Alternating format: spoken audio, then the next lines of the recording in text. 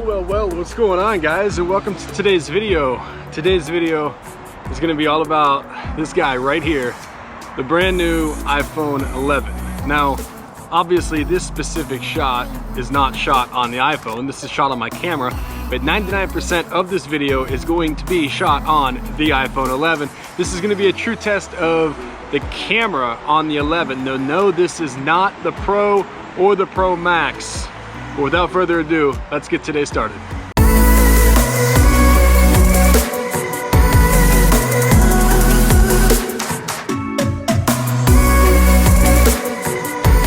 Okay, so let's talk. So if you guys don't know, I have been rocking the day one iPhone X since day one. Now, I've been trying to hold off on buying this phone because the X is similar in quite a few ways to the 11. However, once the phone got released, all of the photos and videos that have been coming out from social media have literally been blowing up the internet because the camera has just been so incredible.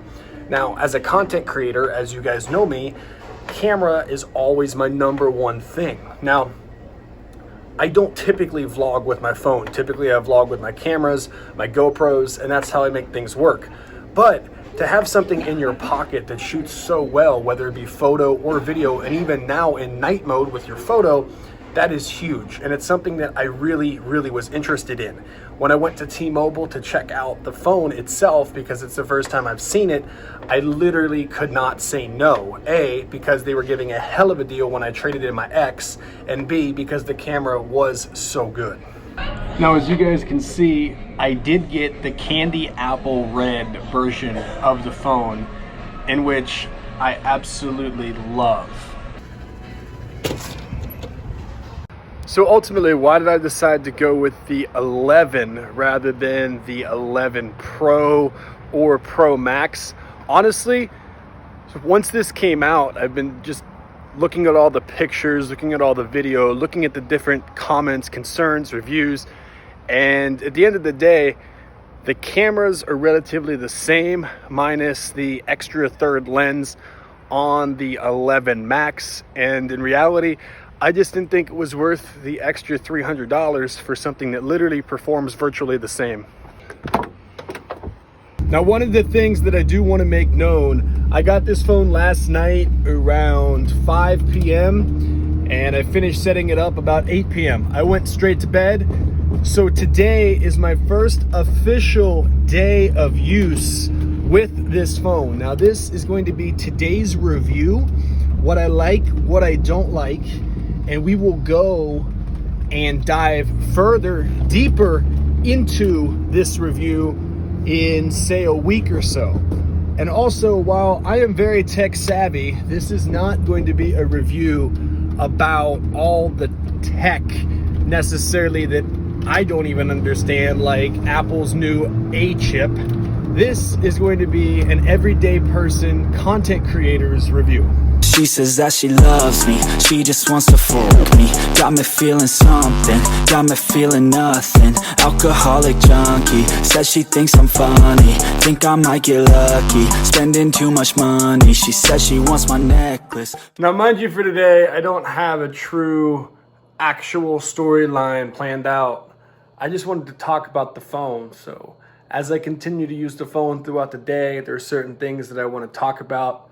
In the meantime, I am currently working on my latest YouTube video called Entrepreneurship: The Untold Story.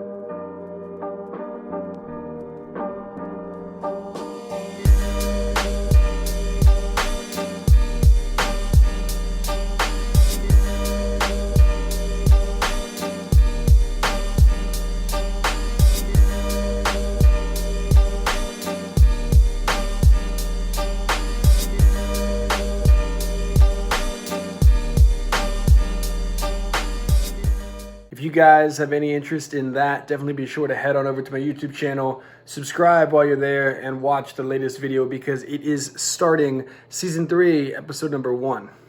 So it is currently Tuesday. Yes, I have a Ferrari and a Lamborghini video dropping on YouTube next week. So That is another thing to correlate with YouTube. I just finished up a podcast with Mr. Enzo, a real estate agent from Beverly Hills, and it was absolutely one of my favorite episodes that I've ever done. So it drops Thursday, and I'm super excited. So I actually did charge the phone, and it's 1:30. The reason that I charged the phone was because as I was doing my podcast, my phone was dying more, and I was on the phone, and I didn't want it to die. So I did charge it for about an hour. I'm up to like 45%. So as the day winds down, going, like I said, 1:30, as we get closer to dinner time, I most likely would have been dead. But once again, I use my phone more than the average person.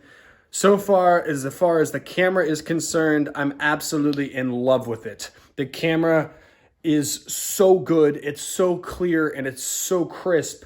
And for somebody who uses their phone camera all the time, whether it's not typically for YouTube, but just whether for FaceTime meetings or whatever type of meeting I got going on, or Snapchats or Instagrams or Twitter or Facebook, it's so awesome to have such a great high quality item in my pocket. So the camera is top notch. The only thing I will say is at nighttime when it's dark, the selfie camera, they improved the flash. It's so bright that it honestly makes me look like a ghost. And I noticed that last night, and it's nearly impossible to take a picture where it doesn't look like a ghost. Now, I am obviously fair-skinned, but at the end of the day, I look like a ghost, and that would be my only complaint with the camera. The huge thing that I love with this camera is for video, it has the zoom mic, which is so cool, and it's new for iPhone this year. So whatever you're focusing on for the camera, that's what the microphone is gonna pick up. So if I had somebody behind me and I were to zoom into them, it would not pick up me as much as it would pick up them, which is so cool. So the sound goes to whatever it's focusing on. And as a video person, as somebody who uses video literally multiple times per day, that is such a cool quality to have, and it doesn't even require an external mic. Later that same evening. First time using the ultra wide lens. What do you think? How's it look? FYI, nothing in this video is color corrected. There's no audio adjustment. This is straight, raw iPhone footage from the iPhone 11. I must say, my first official day with this phone has been insane. I'm now fully 100% charged. It's nearly 7 o'clock. I did charge my phone. I took a short nap. However, I will say the biggest drawback, and it's a very small drawback that I seem to be missing a lot from this phone compared to my iPhone X, is the loss of 3D touch. I didn't realize how often I used 3D touch, especially when it comes to being a trackpad for my keyboard. However, that is definitely something that I can learn to forget, as you can still use the space bar as your trackpad. Now, as I finish up this video today, my overall impressions of this phone are absolutely fantastic. If you own an iPhone X or lower, or even the XR, I would still highly suggest an upgrade. You won't notice much of a speed difference. However, the chip, according to the Geekbench, still is of course faster than its previous predecessor. The battery, while at least for me, I still don't think as a full 8-hour charge, as of course I am somebody who is on my phone a lot with business and networking, I still believe that I can get a solid 6 to 7 hours out of the battery and still be completely productive with it. Well, hey, welcome to Columbus, Ohio. This is the Topiary Garden.